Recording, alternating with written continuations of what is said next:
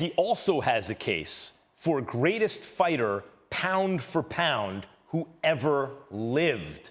Think about, by the way, I don't think he wins that argument. Sugar Ray Robinson is safely ensconced in that position. But Henry Armstrong, Muhammad Ali, Harry Greb, Sam Langford, Floyd Mayweather, Pernell Whitaker, whoever else you want to mention, put Pacquiao's resume up to those guys.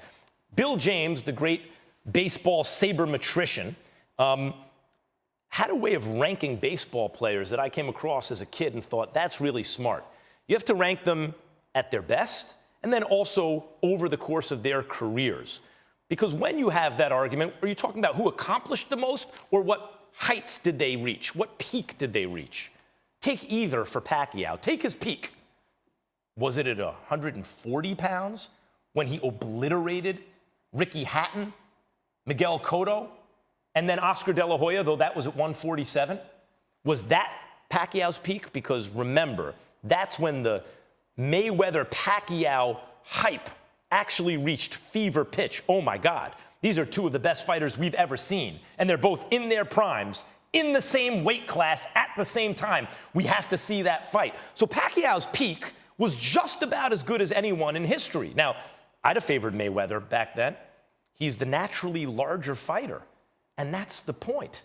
When you talk about pound for pound, if a fighter moves up out of his natural weight class and can still compete with the best who ever did it, what does that mean about the quality of that fighter's prime, pound for pound? And then when you look at the career accomplishments, Pacquiao as a 40-year-old just beat, as I mentioned, the third best welterweight in the division, except really Pacquiao's the third best welterweight in the division.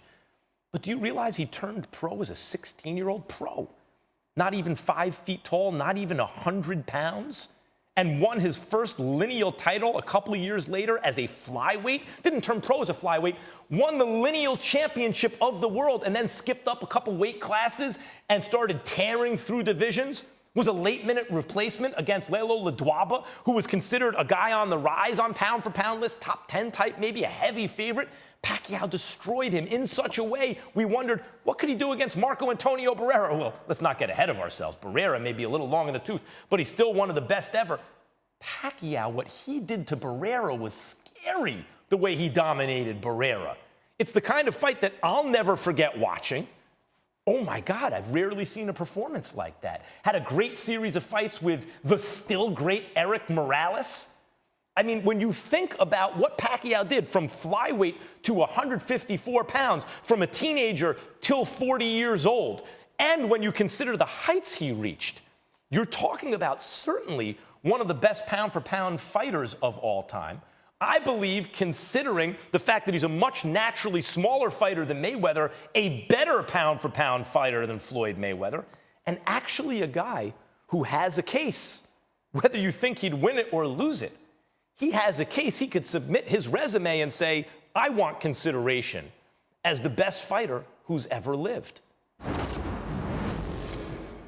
Thanks for watching ESPN on YouTube. For more sports highlights and analysis, be sure to download the ESPN app. And for live streaming sports and premium content, subscribe to ESPN+.